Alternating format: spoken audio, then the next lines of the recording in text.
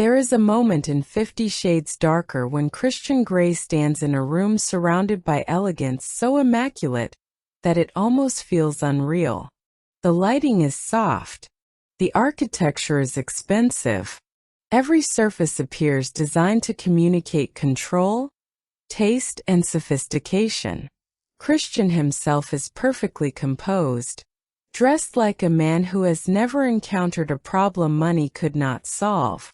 And then you remember what this movie is actually asking you to believe. This is supposed to be romantic. Because strip away the soundtrack, the penthouse, the helicopters, the luxury cars, and the carefully illuminated faces, and Christian Grey starts looking less like the mysterious dream man of a forbidden romance and more like a psychological case study in control. He monitors Anna.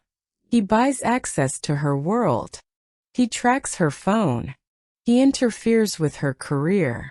He responds to emotional uncertainty with money, surveillance, possession, and overwhelming displays of power. Yet the film repeatedly frames these behaviors through the visual grammar of romance. That contradiction is the real story of 50 Shades Darker. This is a movie where a billionaire can invade someone's boundaries, and the soundtrack can make it sound like devotion. A man can behave like a walking collection of relationship red flags, and the camera can still present him as the ultimate fantasy. A woman can spend half the movie trying to establish independence, only to discover that the plot keeps rewarding her whenever she steps deeper into the world she claimed she wanted to escape. And somehow audiences showed up. Not just once. Not quietly. Not accidentally. The film was released to brutal reviews, mocked by critics, dissected online, and routinely treated as an object of cinematic embarrassment. Yet it still became a worldwide commercial success, generating hundreds of millions of dollars from a relatively modest production budget. So what happened? Why did a movie that seemed almost engineered to be criticized become such a reliable theatrical phenomenon? The answer is not simply that audiences had bad taste. That explanation is too easy, and honestly it misses what makes this franchise fascinating. 50 Shades Darker is a strange collision of corporate filmmaking, erotic fantasy, celebrity culture, internet irony, romance publishing, psychological projection, and studio economics. It is simultaneously more calculated and more ridiculous than its reputation suggests. Every glossy frame is selling one fantasy. Every uncomfortable interaction is exposing another. The movie wants Christian to be dangerous enough to feel exciting, vulnerable enough to feel redeemable, powerful enough to feel desirable, and wounded enough to make his behavior seem understandable. And Anna is positioned as the person capable of solving that contradiction. That is where this breakdown begins. Not with the question of whether 50 Shades Darker is good or bad, but with a more interesting question. Why does a film this structurally chaotic, ethically complicated, and critically despised remain so culturally recognizable? We are going behind the production, into the creative conflicts that shaped the sequel, and into the unusual circumstances that transformed an internet-born romance fantasy into a major Hollywood franchise. We will look at the journey from the original Twilight fanfiction to E.L. James's best-selling novels, the transition from the first film to this sequel, and the behind-the-scenes changes that brought James Foley into the director's chair. Then we are going into the story itself. We will follow Anna as she attempts to reclaim her independence, returns to Christian's orbit, enters the world of SIP, encounters Jack Hyde, confronts Elena Lincoln, and becomes increasingly entangled with the psychological wreckage surrounding Christian's past. But the recap is only the surface. From there, we are breaking down the characters and asking whether Anna actually develops as a protagonist or simply changes the conditions under which she surrenders control. We will examine Christian not as a conventional romantic hero, but as a character built around the fantasy of the damaged man who can be healed through unconditional love. Then we move into the film's themes. Why does wealth function almost like a narrative eraser? Why are control and devotion repeatedly placed next to each other? Why does the story treat the ability to purchase solutions as evidence of emotional power? And why did this particular fantasy resonate so strongly with millions of romance consumers? We will also examine the film visually. The masks, glass walls, cold penthouses, warm ballroom lighting, mirrors, costumes, and carefully choreographed interiors all contribute to a world where emotional concealment becomes architecture. The movie may not always explain its characters effectively, but its production design is constantly trying to tell us what they cannot. Then there is the technical side. Cinematography, visual effects, sound design, Danny Elfman's score, and the blockbuster pop soundtrack reveal something important. The filmmaking machinery behind 50 Shades Darker is far more sophisticated than the screenplay it is supporting. And finally, we pull the camera back. We look at the film's reception, controversies, financial performance, franchise strategy, cultural influence, and legacy. Because a movie can be artistically weak and historically significant at the same time. That distinction matters. Calling 50 Shades Darker bad is easy. Explaining why audiences wanted it, why studios trusted it, why the soundtrack became a cultural object, why the fantasy traveled internationally, and why later romance adaptations inherited its blueprint is much harder. And that is the point of this video.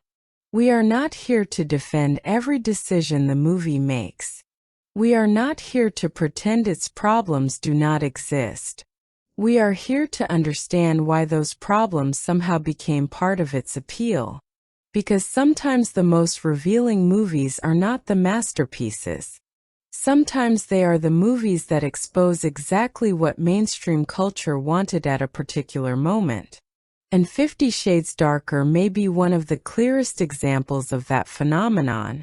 Section 1.3, Audience Connection. If you were anywhere near mainstream pop culture in early 2017, you probably remember the atmosphere surrounding 50 Shades Darker even if you never watched it. Valentine's Day was approaching. The trailers were everywhere. The soundtrack was becoming impossible to avoid. Social media was filled with jokes, reactions, arguments, fan edits, memes, and people pretending they were not interested while very clearly being interested. There was something uniquely funny about the way the movie existed in public.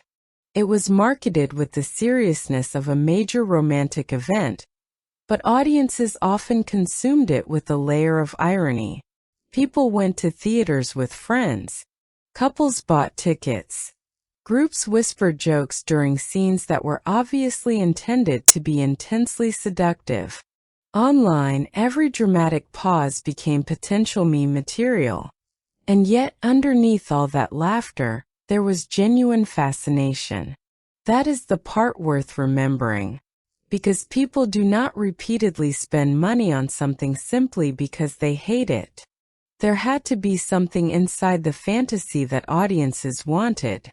Maybe it was the wealth. Maybe it was the danger. Maybe it was the idea of being desired so completely that ordinary rules no longer applied. Maybe it was the fantasy of a man who appeared emotionally unreachable to everyone else, but somehow became vulnerable for one particular woman. Or maybe it was simply the chance to enter a world where every problem could be solved by money, desire, luxury, and dramatic declarations. Whatever the reason, 50 Shades had become bigger than its reviews. It was a social object. You could understand the movie without seeing it because the cultural references had already escaped the theater. Christian Grey's name became shorthand for a particular kind of billionaire romance hero. The Red Room became a recognizable pop culture reference. The intense stares, helicopters, contracts, luxury cars, and emotionally overloaded dialogue became part of a shared vocabulary. And that is why returning to the movie now is so interesting. The cultural distance gives us something the original audience did not have: perspective. We can look back at the film's fantasies and see which ones still work, which ones now feel dated, and which ones were always strange but were disguised by expensive cinematography and a seductive soundtrack. We can also understand why the movie was difficult to look away from, because 50 Shades Darker was never simply selling sex. It was selling transformation. It was selling the fantasy that someone powerful enough to control everything could still be emotionally transformed by the right person. And that fantasy is much older than Christian Grey. It appears in fairy tales, gothic romance, melodrama, television, romance novels, and modern internet fiction. The dangerous man becomes vulnerable. The emotionally unavailable man learns to love. The outsider becomes the exception. The woman becomes the one person capable of reaching him. That story keeps returning because it touches a deeply human desire. The desire to matter uniquely to someone. And 50 Shades Darker wraps that desire in penthouses, private jets, designer clothing, dramatic music, and a budget large enough to make emotional dysfunction look beautiful. That is the nostalgia worth exploring. Not nostalgia for the movie itself. Nostalgia for the moment when an entire culture briefly agreed to watch the same impossible fantasy and argue about whether it was romantic, ridiculous, empowering, disturbing, or somehow all four at once. Part 2. Context Background. Section 2.1 Production Origins. The strangest thing about 50 Shades Darker may be that its existence begins with a story that was never originally designed to become a Hollywood franchise. E.L. James's 50 Shades phenomenon grew out of fanfiction inspired by Twilight. And that origin matters because it helps explain the unusual relationship between author, audience, and adaptation that followed. The books were not simply another studio property waiting for a screenwriter. They arrived with an enormous pre-existing readership that already had very specific expectations about Christian Grey and Anastasia Steele. That created an unusual problem for Hollywood. Normally, a studio adaptation involves filmmakers taking ownership of a story and translating it into another medium. With 50 Shades, the author and fan community had enormous influence over what the adaptation was expected to preserve.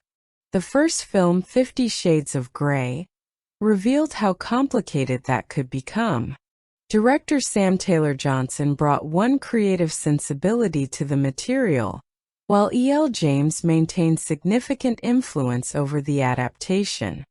Their reported creative disagreements became part of the larger story surrounding the franchise, particularly concerning tone, characterization, and how much creative control should remain with the author. By the time 50 Shades Darker entered production, the situation had changed dramatically. Sam Taylor Johnson was gone. James Foley took over. And the screenplay was written by Neil Leonard, E.L. James's husband. That combination immediately changed the creative dynamic. Foley arrived with a background that included darker dramatic material and psychological tension, making him an interesting choice for a sequel that wanted to become more of a thriller. But he was also stepping into a franchise where the audience already knew exactly what it wanted. The movie therefore had to satisfy several competing demands. It needed to remain faithful enough to the books to satisfy fans. It needed to look expensive enough to justify its theatrical ambitions. It needed to deepen Christian and Anna's relationship. It needed to introduce external threats. And it needed to create enough suspense to make the sequel feel bigger than the first film. The result is a movie that sometimes feels like several genres fighting for control. Romantic melodrama wants to dominate. Erotic fantasy wants attention. Corporate thriller elements appear from the edges. Psychological drama occasionally surfaces. And then the movie remembers that it is supposed to be a glossy Valentine's Day event. The decision to shoot Darker and 50 Shades Freed back-to-back was also crucial. From a studio perspective, this was efficient. Sets could be reused. Production infrastructure could remain active. Cast availability could be controlled. Continuity could be maintained. And most importantly, Universal could lock in the final chapters of a franchise whose audience had already been demonstrated. But from a storytelling perspective, that strategy created another challenge. The movies were being produced not as completely independent creative experiments, but as parts of a commercial machine whose destination was already known. That is why Darker sometimes feels less like a standalone story and more like a bridge. It must resolve some conflicts from the first film, introduce new conflicts for the second, deepen the relationship, preserve recognizable franchise elements, and prepare the audience for the final installment. The creative solution was to make everything bigger. More luxury, more danger, more sex, more villains, more expensive locations, more dramatic music, more helicopters, more emotional declarations. But bigger does not automatically mean deeper. And that becomes the central production contradiction of 50 Shades Darker. The filmmakers were clearly trying to upgrade the franchise into something more polished and cinematic, while simultaneously preserving the exact fantasy structure that had made the books popular. The result is fascinating because you can see the compromise in almost every department. The movie looks like a prestige studio production. It behaves like a fan service sequel. And underneath both is the original online romance fantasy that was never completely designed to survive the demands of mainstream cinematic storytelling. That tension would define everything that followed. Section 2.2. Pre-release landscape. By the time 50 Shades Darker was preparing for release, Universal no longer had to convince audiences that the property existed. That battle had already been won. The first film had become a global phenomenon, regardless of critical reaction. The books had an enormous readership. The characters were internationally recognizable. And the soundtrack had already demonstrated that the franchise could operate across film, music, radio, and social media simultaneously. So the marketing challenge for the sequel was different. It was not about awareness. It was about anticipation. The campaign leaned heavily into the idea that this installment would be darker, more dangerous, and more thrilling than its predecessor. Trailers emphasized mass parties, mysterious women, helicopters, threats, weapons, emotional confrontations, and Christian's complicated past. The title itself promised escalation. 50 Shades Darker. The message was obvious. Whatever you thought the first movie was, this one would go further. But that marketing created a fascinating expectation gap. The trailers could make the story look like an erotic thriller. The actual movie was still fundamentally a relationship melodrama. The difference mattered. A trailer can compress a movie's most visually dramatic moments into 2 minutes. It can hide repetitive conversations, smooth over structural problems, and make a collection of disconnected scenes feel like one coherent narrative. That is exactly what happened here. The marketing emphasized mystery and danger. The movie delivered luxury, jealousy, emotional negotiation, workplace conflict, family gatherings, romantic fantasy, and occasional bursts of genuine thriller energy. That was enough to generate enormous curiosity. The Valentine's Day release date was equally strategic. The holiday gave the studio an obvious cultural hook. 50 Shades Darker was not simply another February release.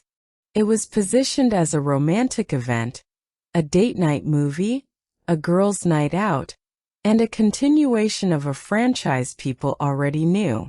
The soundtrack strengthened that positioning.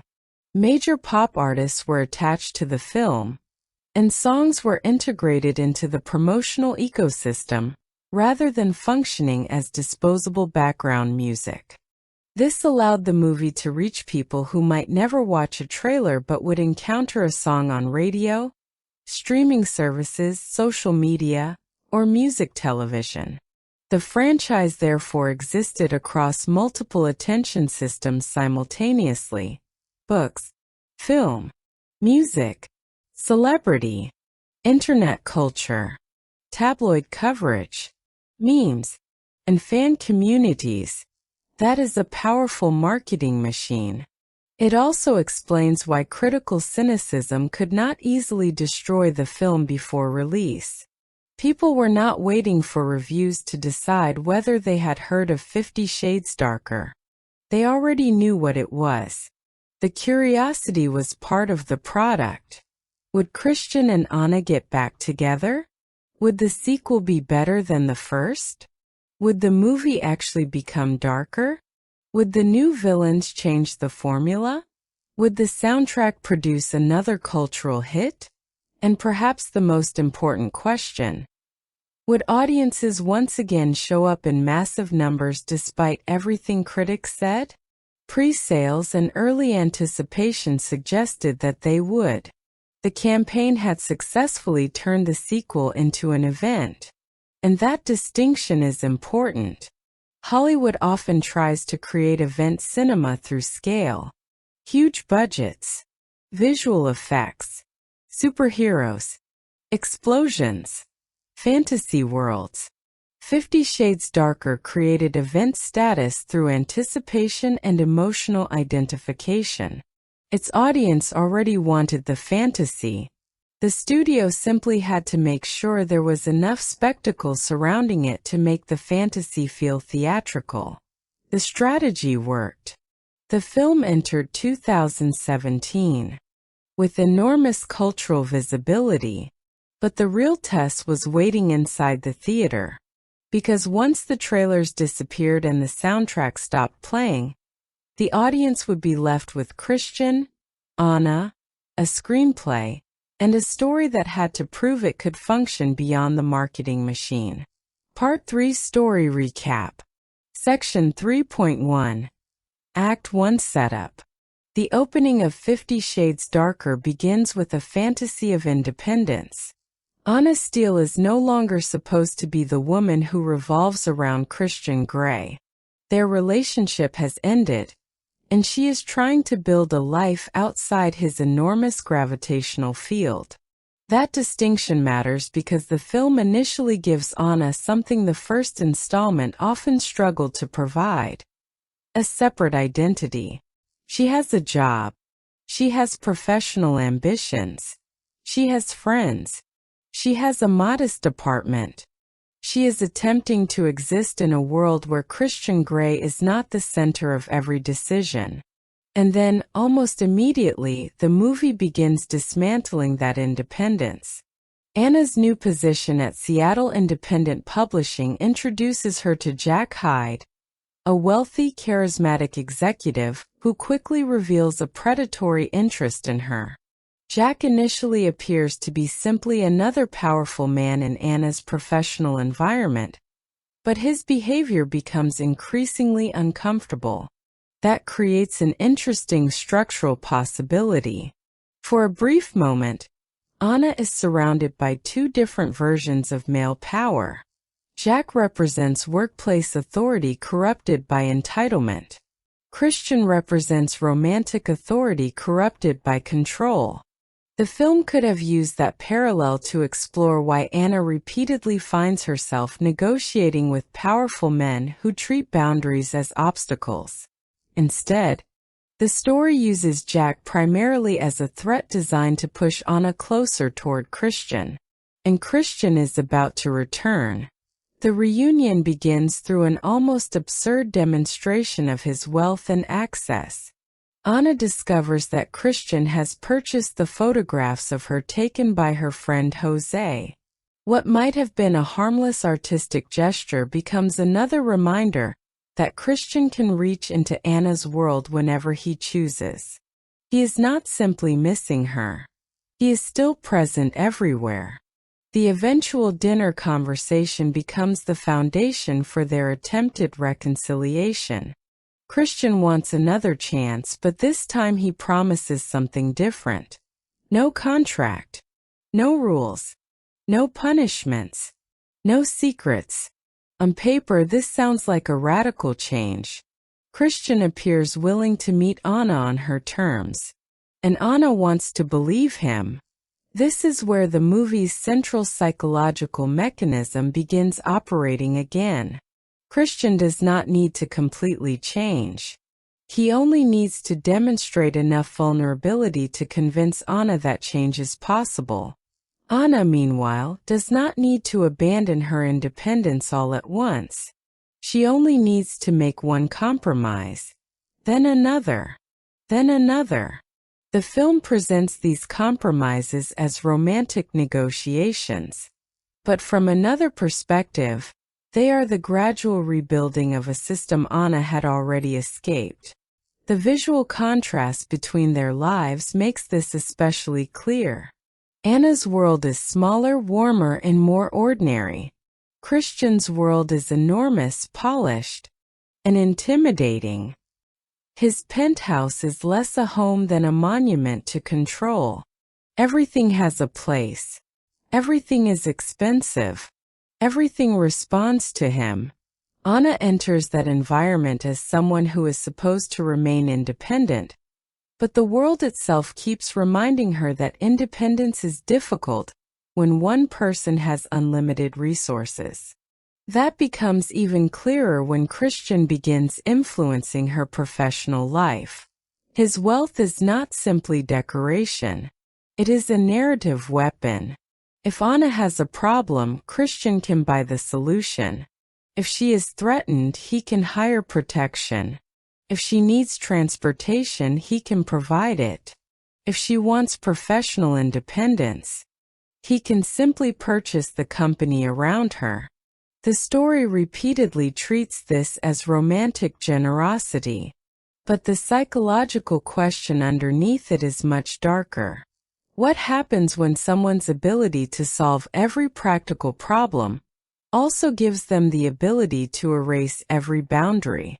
Anna is trying to negotiate a normal relationship with a man who has never lived normally, and that contradiction is about to become the engine of the entire film. Section 3.2. Act 1 Continued Call to Adventure. Anna's decision to reconcile with Christian is presented as a second chance, but it is also a return. She believes they can create something different because Christian appears willing to abandon the rules that define their first relationship. The contract is gone. The punishments are supposedly gone. The language becomes softer. Normal relationship. Trust. Communication. Choice. The problem is that Christian's definition of normal is still built around extraordinary power. He does not simply date Anna. He reorganizes the world around her. Her professional environment becomes connected to his money. Her safety becomes connected to his surveillance. Her personal life becomes connected to his security systems and influence. The film treats this as protection. But protection and control can look almost identical when the person receiving the protection is never given an equal amount of power over the person providing it. That imbalance becomes impossible to ignore when Christian buys the company where Anna works. On the surface, the gesture is romantic. He wants to protect her from Jack. He wants her to be safe. He wants to make sure she has professional security. But the underlying message is more complicated. Anna's independence can be preserved because Christian has purchased the environment in which that independence occurs. It is a perfect example of the film's central contradiction. Christian does not always destroy Anna's freedom directly. Sometimes he buys the infrastructure around it. And then there is the phone. Christian's ability to track Anna's movements turns technological access into another expression of intimacy. The film presents constant awareness of her location as reassurance. But a viewer outside the fantasy can easily read it as surveillance. This is where the movie's emotional logic becomes fascinating. It repeatedly asks us to experience something invasive as something intimate. That is not an accident. It is the fantasy mechanism. Christian's obsession is supposed to prove that Anna matters. The more intensely he monitors her, the more important she appears to be. But obsession is not the same thing as care. The film rarely pauses long enough to examine that distinction. Meanwhile, a new threat begins appearing at the edges of Anna's life. Layla Williams. She is mysterious, silent, and visibly unstable. She watches Anna from a distance. She appears in places she should not be. She becomes a physical representation of Christian's past returning to threaten his present.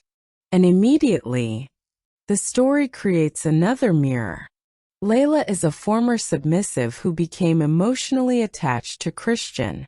Her inability to recover from their relationship is portrayed as dangerous.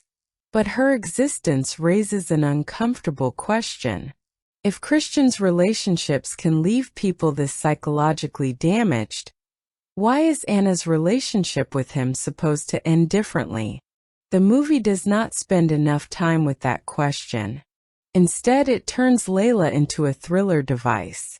The more unstable she becomes, the more Anna is pulled toward Christian's protection. And the more danger surrounds Anna, the more reasonable his control appears. This is how the story closes the trap. Christian's world becomes dangerous enough that his power becomes useful. His surveillance becomes protection. His wealth becomes security. His possessiveness becomes devotion. And Anna's decision to remain becomes easier to justify. By the time the Gray family's masquerade ball approaches, Anna has crossed the threshold again. She is no longer standing outside Christian's world.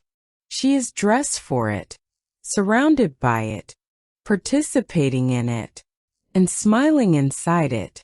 The question is no longer whether Anna will enter Christian's life. She already has.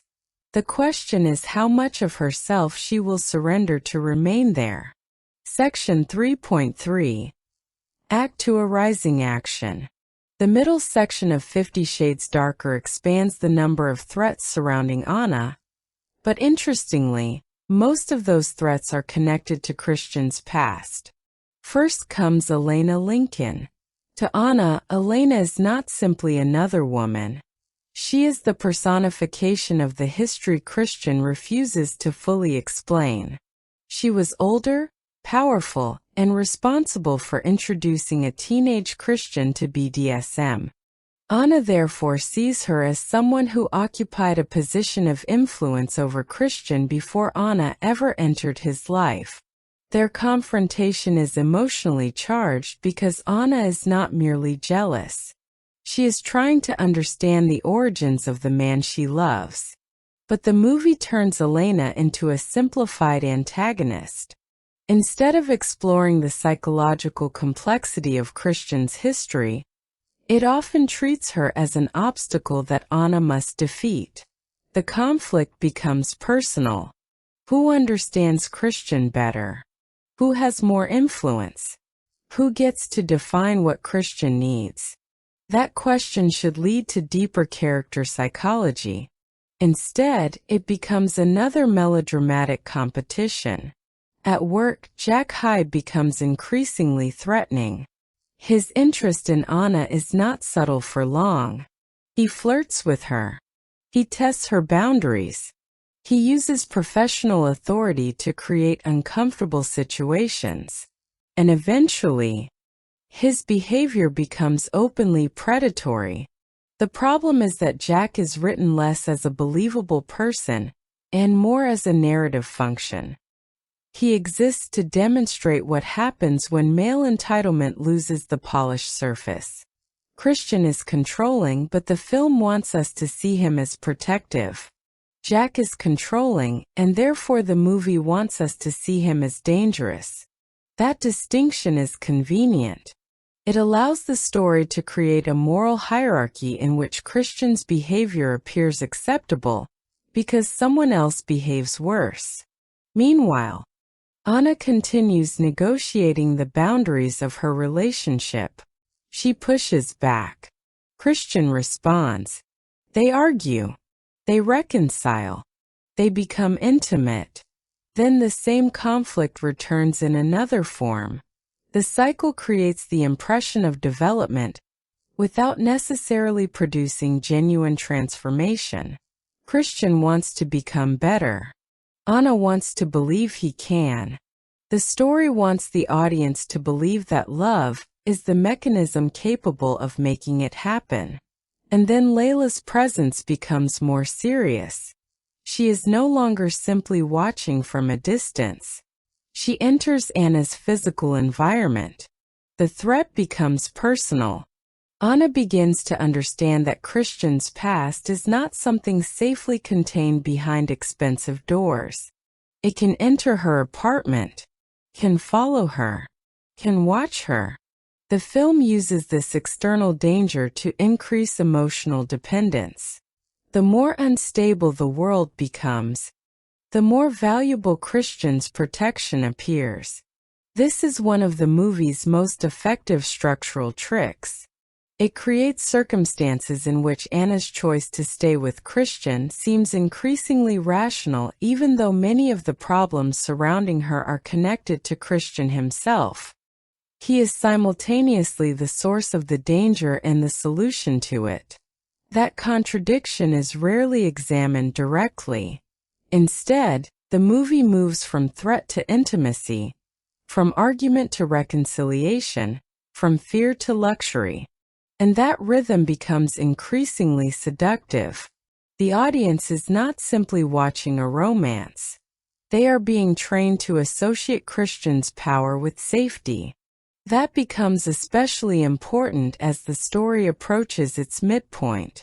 Because Layla is about to stop watching. She is about to confront Anna directly.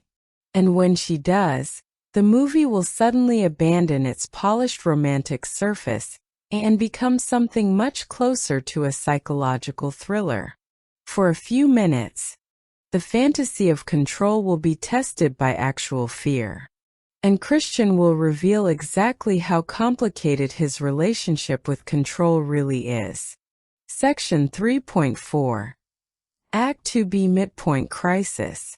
The confrontation with Layla is where 50 Shades Darker comes closest to revealing the psychological horror buried beneath its romantic fantasy.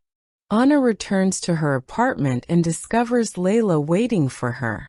The atmosphere changes instantly. There is no luxury romance here. No seductive soundtrack can completely soften the danger.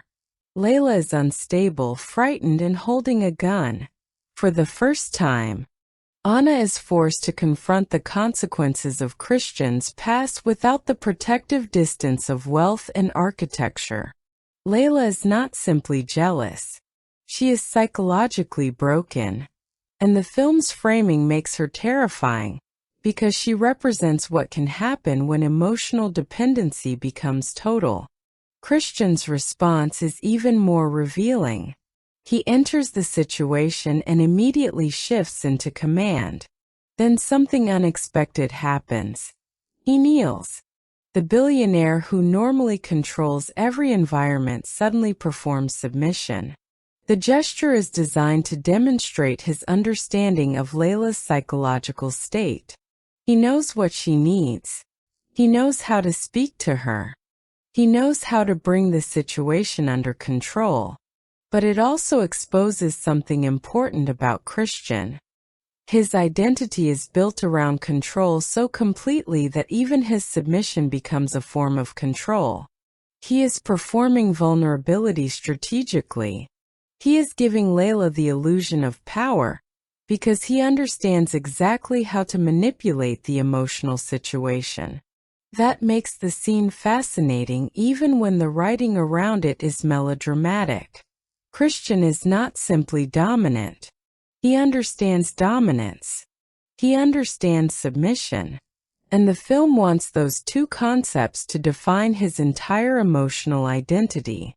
But Layla's presence also creates a disturbing question for Anna. If Christian's previous relationships can end in this kind of psychological collapse, what guarantees that hers will not? The movie does not linger there. Instead, it moves toward another crisis. Charlie Tango. Christian boards his helicopter. The engine fails. The aircraft disappears. And suddenly the movie shifts genres again. What was an erotic romance becomes a survival thriller. For a brief period, Anna has no control over what happens. Christian is gone. The man who has been the center of her emotional world has disappeared. The uncertainty becomes the emotional low point of the story. Anna waits. She fears the worst. The movie slows down enough to let absence create tension. Then Christian returns alive. The relief is immediate. The tragedy was temporary.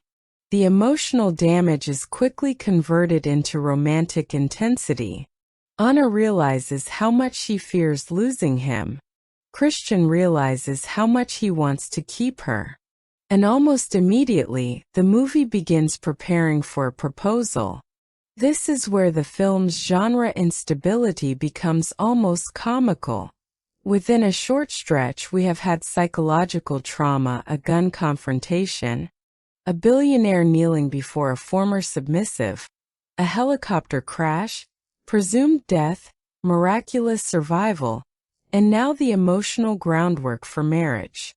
The movie is constantly escalating because it does not trust ordinary emotional development to maintain momentum. Every feeling needs to become an event. Every conflict needs spectacle. Every romantic realization needs a dramatic setting. And yet, something genuinely important has happened. Anna's fear of losing Christian has overwhelmed her previous desire for distance. The crisis has pushed her deeper into the relationship. The danger that should have exposed the instability of Christian's world has instead strengthened Anna's emotional attachment to him. That is the paradox at the heart of the story. The closer danger comes, the more attractive the fantasy of surrender becomes. And with Christian alive, the movie is ready to turn fear into romance. The helicopter has crashed. The relationship has survived. Now comes the ring. Section 3.5. Act 3 Climax Resolution. The final act brings together almost every fantasy the movie has been building toward. Danger, wealth, protection, romance, violence, and spectacle. Jack Hyde becomes the immediate threat. His behavior toward Anna escalates until the professional environment becomes physically dangerous. He corners her at the office, and the situation moves beyond uncomfortable flirtation into direct violence. Anna fights back. For one of the few moments in the film, her survival does not depend entirely on Christian arriving to rescue her. She acts. She defends herself. She refuses to become completely passive inside the threat. But Christian's response arrives almost immediately afterward. And because Christian is Christian, his solution is not simply to report Jack. It is total destruction. He fires him. He uses his influence. He attacks Jack's professional future. He buys out the circumstances surrounding him. Once again, money transforms itself into narrative justice. Christian does not merely defeat the antagonist. He erases him. This is one of the movie's recurring fantasies. Problems do not have to be negotiated when you possess enough resources to eliminate them. Anna's independence remains theoretically intact, but the world around her is constantly being reorganized by Christian's wealth. Then comes the proposal. The movie transforms the relationship's contradictions into spectacle. Flowers, fireworks, luxury, romantic lighting. A carefully staged environment designed to make the moment feel inevitable. Christian asks Anna to marry him, and Anna accepts. The emotional logic is simple. They have survived danger. They have overcome conflict. They have endured Christian's past. They have defeated external threats. Therefore, marriage becomes the reward. But the proposal also functions as a narrative illusion. The movie has spent much of its runtime showing us why Christian and Anna's relationship is unstable. Then it surrounds them with enough beauty to make that instability feel like destiny. This is where production design, music, performance, and fantasy converge. The story is no longer asking whether this relationship is healthy. It is asking whether the audience wants to see them together. And for fans, that answer was already determined. The birthday celebration provides another opportunity for the film to gather everyone into the same emotional space. The Grey family, friends, luxury, romance, and spectacle all reinforce the idea that Anna has officially entered Christian's world. She is no longer an outsider. She belongs. But then the movie reminds us that the story is not actually finished. Jack Hyde survives. The threat remains. The final tease makes it clear that revenge is coming. That ending is strategically useful. The film gets its emotional conclusion without closing the franchise's narrative doors. Anna and Christian are engaged. The audience receives the romantic payoff. But another antagonist is waiting. The story can continue. And that is 50 Shades Darker's basic storytelling formula in miniature. Every problem becomes an opportunity for spectacle. Every threat strengthens the romance. Every act of control can be reframed as protection. Every emotional crisis becomes a reason to deepen commitment. And every unresolved conflict becomes fuel for the next installment. It is not elegant storytelling, but it is efficient franchise storytelling. The movie knows exactly what its audience came to see. Christian and Anna together. Luxury, danger, sexual tension, melodrama, and the promise that the fantasy will continue. The strange part is that the film's greatest weakness and greatest commercial strength are exactly the same thing. It refuses to let the fantasy collapse. No matter how absurd the situation becomes, the movie keeps returning to the same promise. Christian can change. Anna can save him. Their love can survive anything, even logic. Part 4. Character Analysis. Section 4.1. Protagonist Deep Dive. Anastasia Steele is one of the most interesting characters in 50 Shades Darker precisely because the movie seems unsure what kind of protagonist she wants her to be. On the surface, Anna wants independence. She wants a career. She wants professional credibility. She wants the ability to make decisions without Christian controlling the circumstances around her. That is the version of Anna the movie introduces at the beginning. She has walked away from Christian. She has established her own apartment. She has started a new job. She is trying to create a life that belongs to her. But beneath that surface goal is another desire. Anna wants Christian. More specifically, she wants to believe that she can change him. That is the emotional engine of her character. She does not simply fall in love with Christian's existing personality. She becomes invested in the possibility of who he could become. The wounded child. The traumatized man. The powerful adult who secretly needs someone to understand him. That is the classic fixer fantasy. And it is incredibly powerful because it transforms romantic love into personal significance. Anna is not just his girlfriend. She becomes the person who can reach the part of Christian nobody else can. That gives her a sense of importance. It also creates a dangerous psychological trap. If Christian changes, Anna can interpret that change as proof that her love succeeded. If he behaves better, it validates her decision to stay. If he becomes vulnerable, it confirms that she really is special. This makes leaving increasingly difficult, because leaving would not simply mean ending a relationship. It could feel like admitting that the transformation she believed in was never hers to accomplish. The movie shows Anna becoming increasingly comfortable inside Christian's world. She attends his family events. She accepts expensive gifts. She lives inside his architecture of luxury. She becomes accustomed to protection. She accepts surveillance. And each individual compromise is small enough to rationalize. That is how dependency develops. Not through one giant surrender. Through hundreds of small decisions that become normal. Anna's confrontation with Elena is one of the clearest moments where she displays genuine agency. She refuses to be intimidated. She recognizes Elena's history with Christian and challenges the power she still holds over him. For a moment, Anna is exactly the independent protagonist the movie promised. But then she returns to Christian's control. That contradiction defines her arc. She is capable of standing up to powerful people. She is capable of defending herself. She is capable of making choices. But the narrative repeatedly rewards her most strongly when those choices lead back to Christian. That makes her empowerment complicated. She is not completely passive.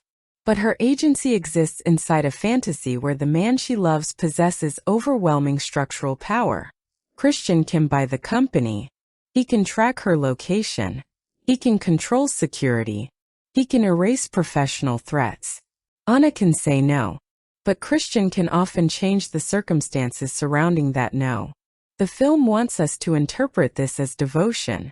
That is where the psychological reading becomes more uncomfortable. Anna may genuinely want Christian. She may genuinely feel safer with him. She may genuinely enjoy the fantasy. But the movie also constructs a world where his resources make separation increasingly difficult. Her emotional wounds amplify that dynamic. Anna fears abandonment. She wants emotional certainty. She wants to be the person who finally reaches Christian. And Christian offers exactly the kind of emotional challenge that activates those desires. He is difficult to reach. Therefore, reaching him feels meaningful. He is damaged. Therefore, helping him feels noble. He is powerful. Therefore, being chosen by him feels exceptional. The relationship becomes a psychological reward system. Anna receives validation every time Christian reveals vulnerability. And Christian receives emotional reassurance every time Anna stays. That is why their relationship can feel intense without necessarily being healthy. Intensity is not development. Pain is not depth. Possession is not commitment. And rescue is not intimacy.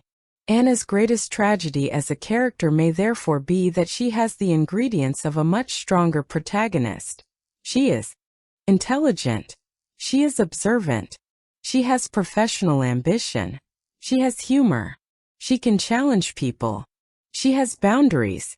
But the screenplay repeatedly redirects those qualities toward the same destination. Christian. Instead of asking who Anna becomes outside the relationship, the story keeps asking what she means to Christian. And that is why her arc feels simultaneously romantic and incomplete. She does not disappear. But she is never fully allowed to become the center of her own story. Section 4.2. Antagonist Psychology. 50 Shades Darker technically contains multiple antagonistic forces, but Elena Lincoln and Jack Hyde serve a more interesting purpose than simply creating conflict. They function as mirrors. More specifically, they absorb the qualities that Christian possesses but that the movie does not want us to judge too harshly when Christian displays them. Elena is the first mirror. She is older, experienced, powerful, sexually confident, and deeply connected to Christian's past. She introduced him to BDSM when he was a teenager, and her presence forces Anna to confront the origins of Christian's sexual psychology. But the movie does not truly explore Elena as a psychologically complicated person. She is reduced to a symbol. She represents Christian's past. She represents competition. She represents the woman Anna believes she must defeat to prove her relationship with Christian is unique. This makes her useful but shallow. A more complicated story might have asked why Elena behaved as she did, what Christian's relationship with her actually meant, and how trauma, power, and consent shaped Christian's development. Instead, the film simplifies the issue. Elena is bad. Anna is good. Christian is wounded. And the audience is encouraged to root for Anna's victory. Jack Hyde performs an even more obvious function. He is Christian without the romantic packaging. Jack is wealthy. He is powerful. He has authority. He is attracted to Anna. He feels entitled to her. He uses his professional position to manipulate her. He becomes increasingly aggressive when she resists. In other words, Jack displays many of the same structural traits that make Christian controversial. The difference is framing. Christian's control is surrounded by romance. Jack's control is surrounded by menace. Christian buys Anna's world to protect her. Jack attempts to use his position to exploit her. Christian watches her because he cares. Jack watches her because he wants power. The film therefore creates a convenient moral distinction. Christian is the man who loves Anna too much. Jack is the man who wants Anna for himself. But psychologically, the difference is not always as clean as the screenplay wants it to be. Both men struggle with boundaries. Both believe their power gives them access. Both treat Anna as someone whose choices can be influenced through external pressure. The distinction is that Christian eventually respects some of Anna's resistance, while Jack responds to resistance with escalation. That is enough for the story to categorize them differently. But it does not erase the thematic similarity. This is why Jack feels two-dimensional. He does not exist to challenge Christian morally. He exists to make Christian look better. The same applies to Elena. She could have been a tragic figure whose history with Christian complicated Anna's understanding of love. Instead, she becomes an obstacle. This is a recurring weakness in the movie's character design. Antagonists are not given enough independent agency, because the story is primarily concerned with protecting its central fantasy. Anyone who threatens Anna and Christian's union must eventually become clearly wrong. That keeps the romance intact. But it also makes the world feel artificial. Real people are complicated. They can be harmful and sympathetic. They can be selfish and wounded. They can love someone and still damage them. 50 Shades Darker rarely allows that ambiguity to survive. Instead, it sorts characters into emotional categories. Christian is damaged but redeemable. Anna is loving and understanding. Elena is threatening. Jack is predatory. The supporting cast is supportive. That simplicity makes the fantasy easy to consume.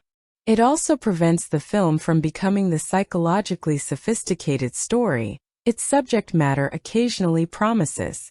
Christian's worst qualities are never fully confronted, because the narrative has already built characters who display those qualities more openly. That is why Elena and Jack matter. They are not simply villains. They are narrative camouflage. Section 4.3. Supporting Cast Dynamics. The supporting characters in 50 Shades Darker occupy a strange position. They are visible. They speak. They occasionally influence the plot. But the story rarely allows them to become fully independent people. Instead, they function as emotional instruments around Anna and Christian. Kate Kavanaugh is perhaps the clearest example. Kate is intelligent, confident, observant, and significantly more capable of recognizing relationship danger than Anna often is. She represents the outside perspective. When Anna becomes absorbed in Christian's world, Kate can see what Anna is too emotionally invested to acknowledge. That makes her a natural voice of reason. But the film does not allow Kate to dominate the narrative, because doing so would create an inconvenient problem. If Anna consistently listened to someone outside Christian's orbit, the romance might end. So Kate becomes a sounding board. She reacts. She warns. She jokes. She provides perspective. But she rarely gets a fully developed arc of her own. Jose performs a similar function. He represents an alternative form of intimacy. He cares about Anna without trying to control her. His relationship with her is rooted in familiarity rather than power. Yet that very normality makes him less central to the fantasy. The movie is not interested in asking what healthy attraction looks like when there are no helicopters, billionaires, contracts, or psychological crises. It is interested in Christian. So Jose becomes background. Then there is Layla. Of all the supporting characters, she has perhaps the greatest tragic potential. She was once involved with Christian. She became emotionally attached. The relationship ended, and she did not recover. Her trauma manifests as stalking, instability, and violence. The movie needs her to be frightening. But beneath that villain framing is a disturbing possibility. What if Layla is not simply proof that Christian's past is dangerous? What if she is evidence that his way of relating to people can produce genuine psychological consequences? The story does not want to explore that possibility too deeply. That would complicate the fantasy. Instead, Layla becomes the external threat that brings Anna and Christian closer. The Gray family creates another layer. They represent wealth, acceptance, and social belonging. Christian's family is glamorous, polished, and seemingly perfect. But beneath that surface is emotional avoidance. Everyone has history. Everyone has secrets. Everyone has learned to function within Christian's complicated psychology. The family environment therefore becomes another example of the movie's favorite contrast. Beautiful surface, messy interior, expensive architecture, unresolved trauma, perfect clothes, imperfect communication. The supporting cast occasionally provides comic relief, because the central relationship can become emotionally suffocating. Moments with the Gray family, especially when characters react to Christian and Anna's relationship, provide tonal breathing room. Without those moments, the movie could become almost relentlessly serious. But the humor also reveals something important. The audience is often aware of the absurdity of the world, even when the characters are not. That creates a second viewing experience. You can watch the story sincerely, or you can watch it with awareness of how exaggerated everything is. The supporting characters make that possible. They react to Christian. They react to Anna. They react to the drama. And their reactions occasionally remind us that this world is not normal. But the screenplay ultimately keeps them at the edges. The narrative belongs to Anna and Christian. Everyone else exists to push them together, pull them apart, warn them, threaten them, or provide emotional punctuation. That narrow focus is one reason the movie can feel both intimate and strangely empty. There are many people around Anna, but very few are allowed to exist independently of her relationship. And that tells us exactly what kind of movie 50 Shades Darker wants to be. Not a portrait of a community. Not an ensemble drama. A fantasy about two people trapped inside an emotional universe so intense that everyone else becomes background noise. Part 5 Themes Symbolism. Section 5.1 Core Themes. At the center of 50 Shades Darker is a fantasy that romance has been using for generations. I can change him. It is the belief that underneath the arrogance, anger, emotional distance, or dangerous behavior is a wounded person waiting for the right kind of love. The fantasy is powerful because it transforms romantic commitment into personal achievement. If Christian becomes better because of Anna, then Anna is not simply his partner. She is his salvation. That gives the relationship a heroic structure. Anna does not just love Christian. She understands him. She reaches the part of him nobody else can reach. She becomes the exception. The problem is that real psychological change rarely works like that. People can support each other. People can inspire growth. But one person cannot simply love another person into emotional health. The film simplifies this complexity because simplification is part of fantasy. Christian is broken. Anna is patient. Therefore, love becomes the cure. The second major theme is transactionality. Almost everything in Christian's world can be purchased. Security, privacy, transportation, corporate influence, luxury, protection. Even solutions to emotional problems are frequently expressed through material gestures. That creates an unusual connection between capitalism and intimacy. Christian does not simply say, "I care about you." He creates an environment in which Anna's needs can be solved before she asks. On one level, that is the fantasy of perfect provision. Never worry about money. Never worry about safety. Never worry about practical problems.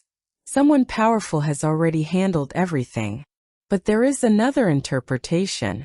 When one person controls all the resources, they also control the environment in which the relationship exists.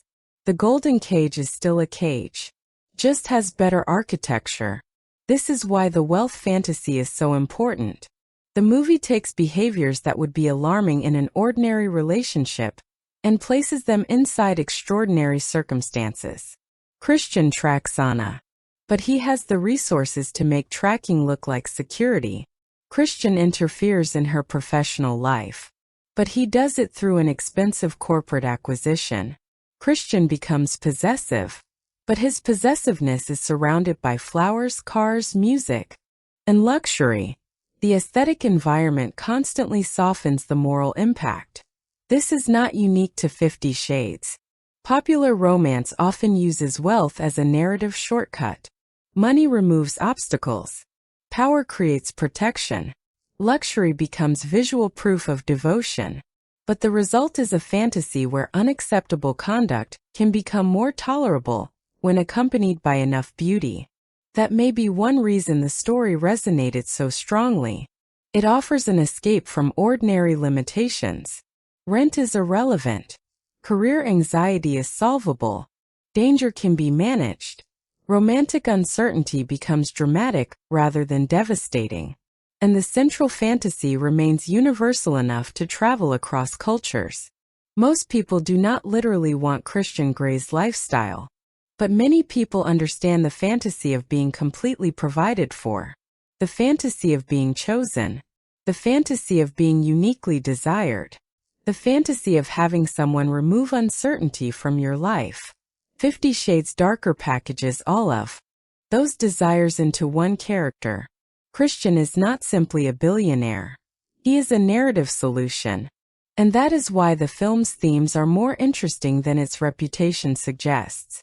It accidentally reveals how easily modern romance can turn intimacy into a transaction. The question is not whether Anna loves Christian. She clearly does. The question is what she is willing to exchange for that love. And what the movie asks the audience to consider a fair price. Section 5.2 Visual Symbolism. If the screenplay struggles to articulate the psychology of Christian and Anna, The visual language is often much more confident. The film is filled with surfaces that communicate concealment. Masks, mirrors, glass walls, cold architecture, warm ballroom lighting, dark suits, soft skin tones. Every visual choice reinforces the idea that these characters are constantly presenting versions of themselves to one another. The masquerade ball is the most obvious example. The warm silver and gold palette creates an atmosphere of fantasy. Everyone is dressed beautifully. Faces are partially hidden. Identity becomes performance. That is exactly what Christian and Anna are doing emotionally. They are pretending they can build a normal relationship, while carrying enormous psychological baggage underneath it. The masks therefore work on two levels. They are literal objects, and they are emotional metaphors. Christian hides trauma behind control. Anna hides uncertainty behind romantic confidence. The Grey family hides dysfunction behind wealth. The entire social environment becomes a performance of perfection. Then the film returns to Christian's penthouse. The color temperature becomes colder. Blues, grays, glass, steel, and polished surfaces dominate. It is beautiful, but it is not warm. The architecture feels controlled. Open spaces are surrounded by barriers. Glass creates visibility without intimacy.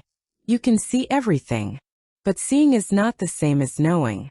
That distinction is central to Christian's character. He knows where Anna is. He knows what she needs. He can observe her constantly, but that does not mean he understands emotional intimacy. The recurring mirrors reinforce another idea. Christian and Anna are constantly looking at versions of themselves through each other. Anna sees the wounded man she believes she can save. Christian sees the woman who makes him feel normal. Each character becomes a reflection of what the other wants to believe. Glass walls function similarly. They create the illusion of openness. The characters appear exposed, but the barrier remains. That is the relationship in miniature. Everything is visible. Almost nothing is fully understood. The Red Room also changes meaning. In the first film, it is strongly associated with Christian's rules, control, punishment, and sexual authority. In Darker, the filmmakers attempt to transform it into a space of mutual exploration. That change is important. The room is no longer supposed to represent Christian's world alone.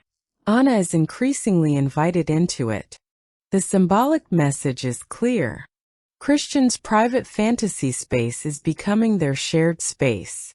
But that transformation remains complicated because the architecture itself was built around Christian's preferences. Anna may enter the room voluntarily, yet she is still entering a world he designed. That is the visual contradiction the movie cannot completely resolve. The film wants the Red Room to represent mutual intimacy, but its very existence reminds us of the imbalance between them. Set design therefore becomes one of the movie's most effective storytelling tools. Christian's environments are huge. Anna's spaces are smaller.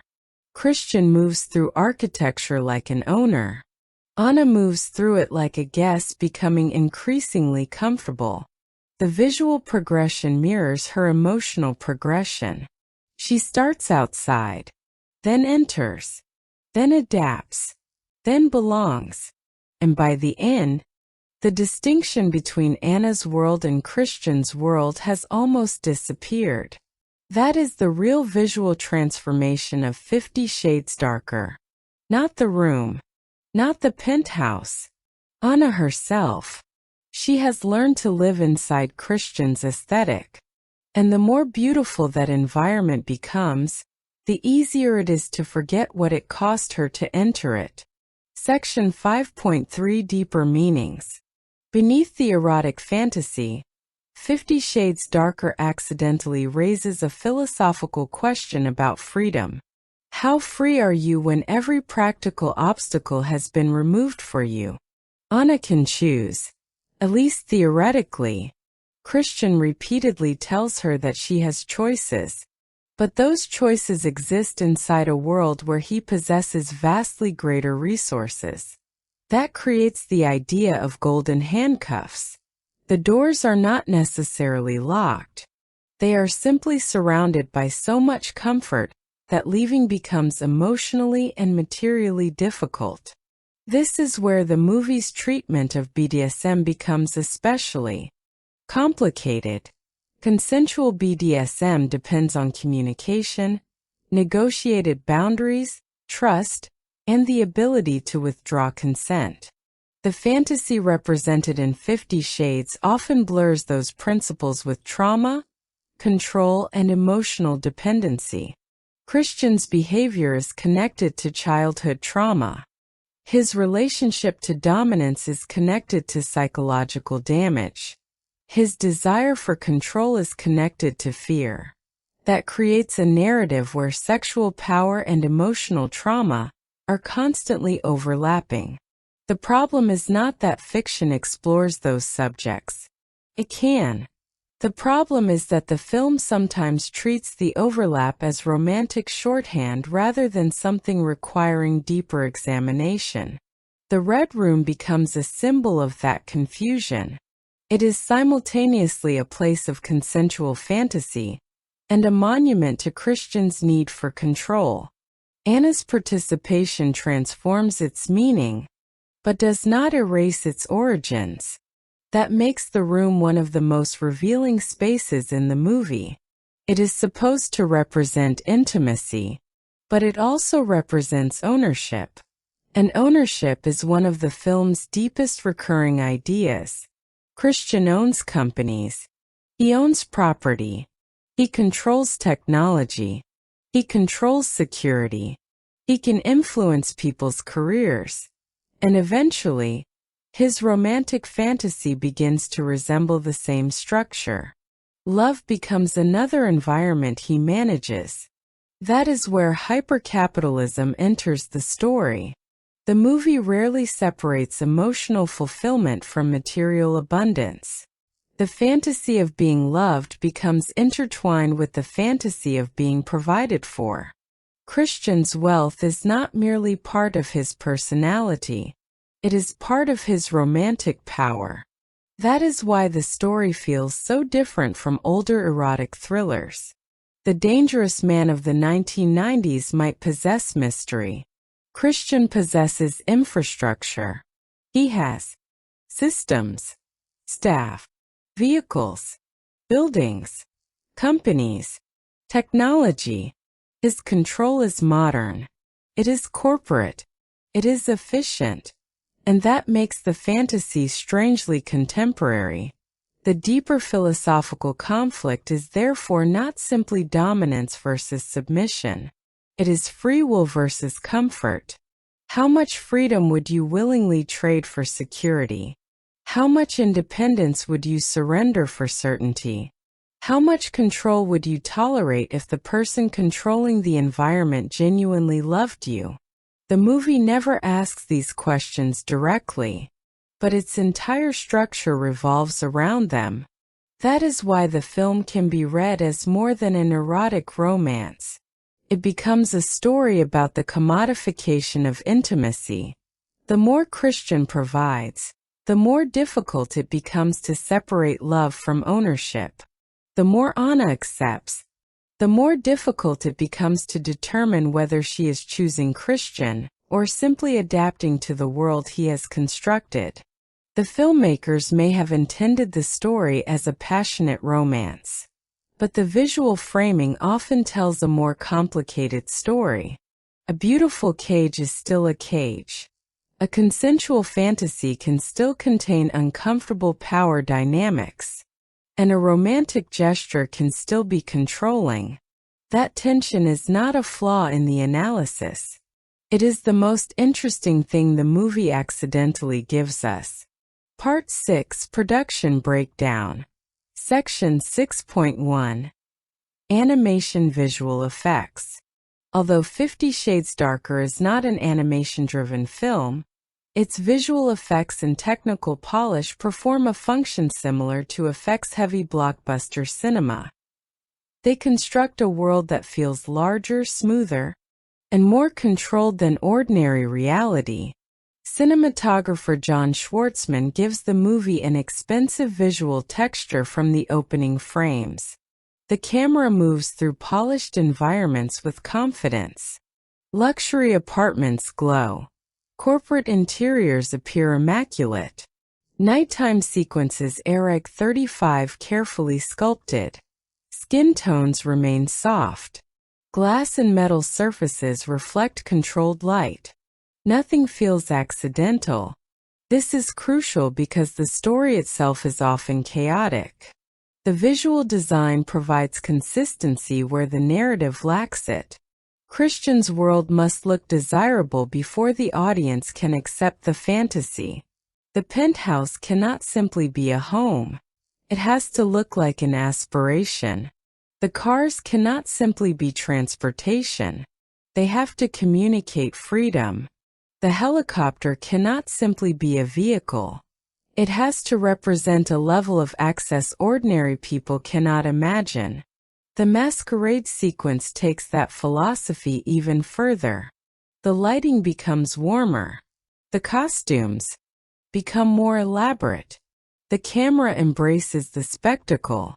It is not simply a party. It is a visual argument that Christian's world is beautiful enough to justify entering. The Charlie Tango sequence creates a different challenge. A helicopter crash requires the filmmakers to combine practical photography, digital effects, environmental work, and compositing. The aircraft, landscape, weather, movement, and impact have to appear believable enough to create suspense. The visual effects therefore have to support the illusion that Christian's world can suddenly become dangerous. For a franchise built primarily around interpersonal drama, this is important. The crash is one of the few moments when the movie's scale becomes physically consequential. There are no bedroom negotiations, no luxury interiors, no romantic speeches. There is simply a machine failing in the sky. The contrast gives the sequence power.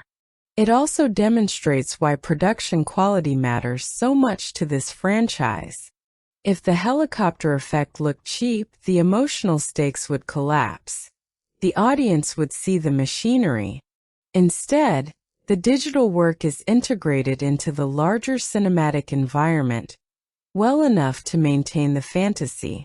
Set extensions and digital cleanup perform similar invisible work elsewhere. The goal is not to announce the technology. The goal is to make the world feel complete. That is the hallmark of effective visual effects. You are not supposed to think about what was digitally altered. You are supposed to believe the environment exists. And 50 Shades Darker uses that principle constantly. The technical polish also protects the film's franchise identity. Even when the dialogue becomes ridiculous, the movie rarely looks cheap. That distinction is essential. A bad-looking movie is difficult to defend as a major theatrical event. A beautifully photographed movie with a questionable screenplay can survive much more easily. The audience can still admire the architecture, the costumes, the lighting, the compositions, the locations, the music, the performances. All of those elements create a sensory experience that partially distracts from structural weaknesses. This is not necessarily deceptive filmmaking. It is simply the reality of cinema. People experience movies through images before they analyze them through structure. And 50 Shades Darker understands that instinctively. The film's greatest visual achievement may therefore be the creation of consistency. It turns an emotionally chaotic story into a visually coherent fantasy. Christian's world always looks like Christian's world. Anna's environments gradually become absorbed into it. The color palette remains controlled. The camera remains elegant. The production design remains expensive. The fantasy never visibly collapses. And that may be why the movie's narrative absurdities can coexist with its commercial credibility. The story may be unstable. The world never is. Section 6.2 Directorial Vision. James Foley was an unusual choice to guide 50 Shades Darker. His background included films and television built around tension, power, manipulation, and morally complicated characters. That experience could have pushed the sequel towards something psychologically darker. Instead, Foley inherited a franchise with a very specific audience expectation. The challenge was not simply directing scenes. It was controlling tone. The film had to be erotic without becoming purely explicit, romantic without becoming sentimental, thrilling without becoming a thriller, serious without losing its camp appeal, and luxurious without feeling emotionally empty. That is an almost impossible balancing act. Foley's solution was visual control. The camera is rarely allowed to become messy. Even moments of conflict are framed with polished precision. Intimate scenes are carefully composed. Characters are often placed within symmetrical environments. The camera moves with elegance. The result is a style that sometimes resembles an expensive music video. That is not necessarily a criticism. In fact, it is one of the reasons the film remains visually accessible. Music videos understand something about immediate emotional impact. A beautiful face, a striking location, a perfectly timed musical transition, a dramatic close-up, a symbolic object, a controlled color palette. 50 Shades Darker uses all of those techniques. The challenge comes when the screenplay demands slower psychological development. Foley can make two people sitting in a room look expensive. He cannot make repetitive dialogue profound. That distinction explains some of the movie's unevenness. The direction often suggests greater emotional complexity than the script actually contains. Characters stare at each other as though they are carrying years of unspoken history. The score swells. The camera moves closer. The lighting softens.